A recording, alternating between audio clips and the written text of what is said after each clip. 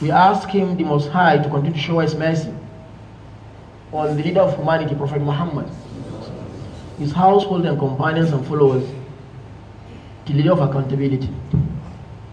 Today, we are discussing the enmity of Satan. Satan is an open enemy to all of us, generality of mankind, and particularly the Muslim Ummah. It is high time the Muslims sees Satan as their first number one enemy. He used a number of ways. He used deception, decorating, beautifying a number of acts of criminality to mankind. And this is not new. It has happened to our grandfather, Nabi Adam alayhi salatu wasalam. When you go back to history, when Allah created Nabi Adam alayhi salatu wasalam, he was really honored. And because of knowledge, and because of the examination he has passed over the angels, they were commanded to bow. And they did, except Satan, who is a clear enemy.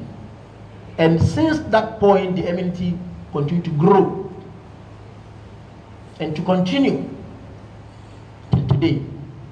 And you know, when Allah subhanahu wa ta'ala honored Nabi Adam and his wife, Hawa, alayhi salatu wasalam, in the paradise, that they should eat of any class of food.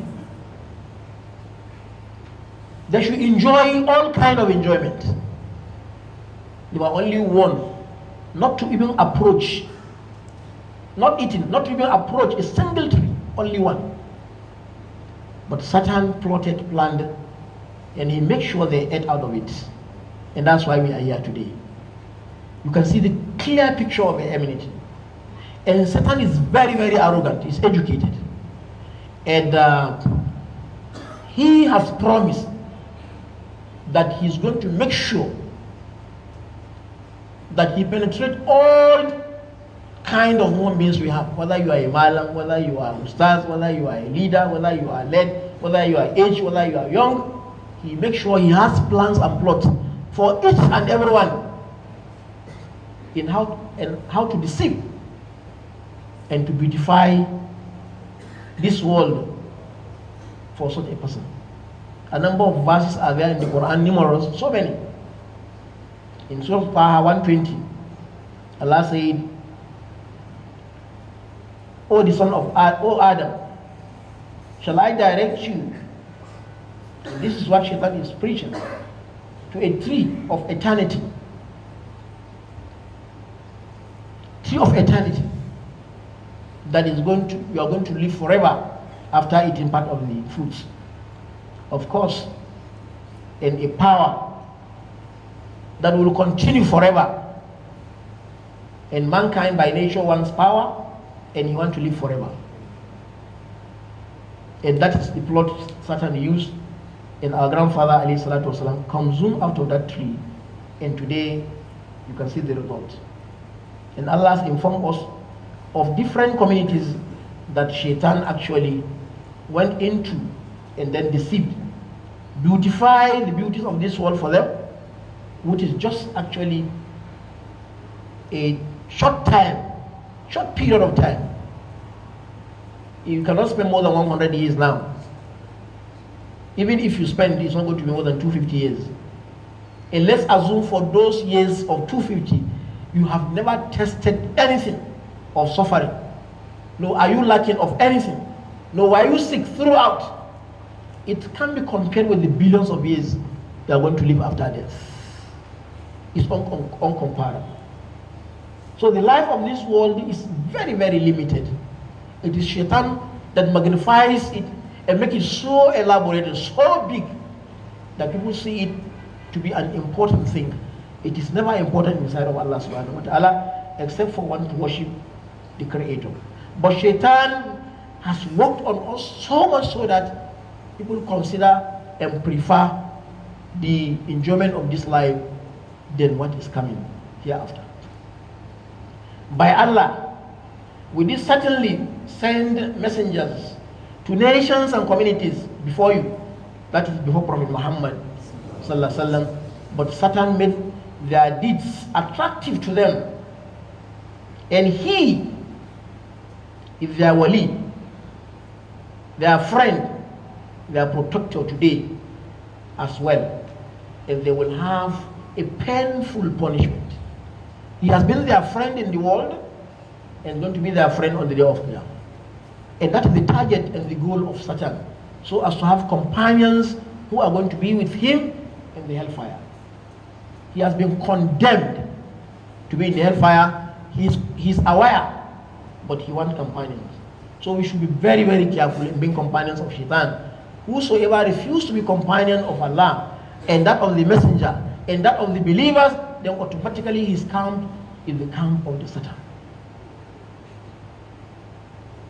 And he said, "Oh Allah, as you have guided me, I will beautify for them the beauties on earth, and I'm going to also, with all means, I'm going to destroy them, all of them, except your servants who are sincere." Sincerity is among the weapons you can use to fight Shaitan and win the battle. And Shaitan swear by Allah too, because he knows Allah is knowledgeable, that he is doing nasiha. Shaitan too is doing nasiha. He comes through nasiha, he comes through beautification, through also deception. So many methods he used in confusing those he wants to confuse. He beautified for mankind desire of women, of children, of wealth, of rights, of farms, farm products, so many things of beauty, as if you are going to stay forever. Of course, all those things actually are guru, they are coming to an end. We pray Allah Ta'ala to save us from the plot of the Shaitan, knowing the plots will assist one in guiding against them. We are aware of the children that were kidnapped from Kano State to Anambra, particularly Onitsha, precise. This is very sad, there is no doubt about this. But you feel more sad when these innocent children are converted into another religion. This will make you to feel very sad.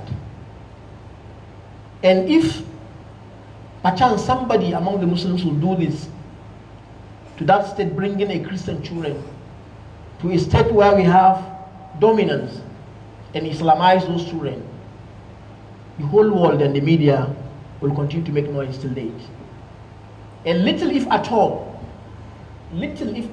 is anybody who raises any issue that will be happening. 9 innocent, unmatured children.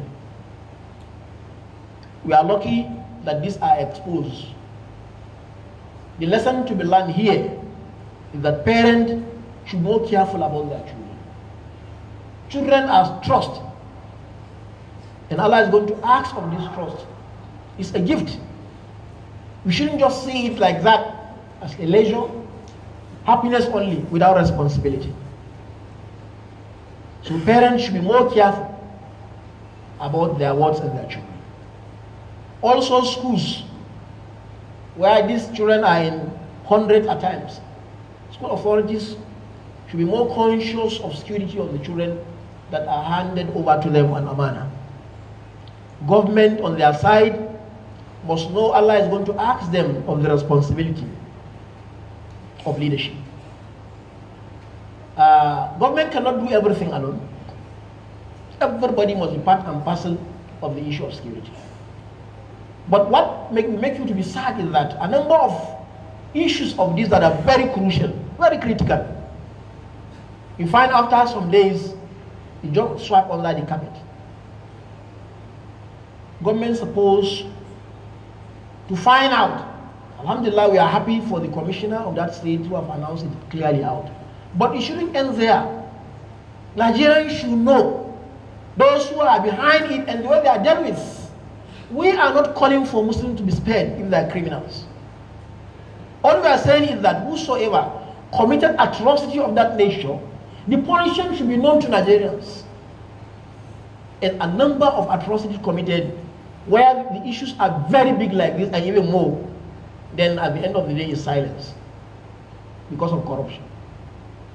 And Allah is going to ask whosoever is in the corridor of leadership, because it is an amana.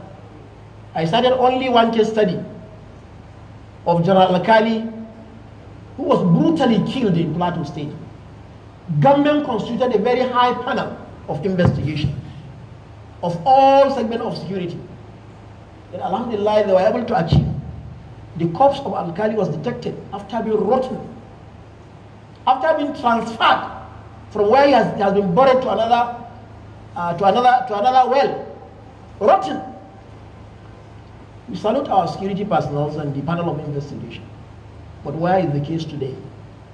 And this is the general of an army. How many cases are under the carpet?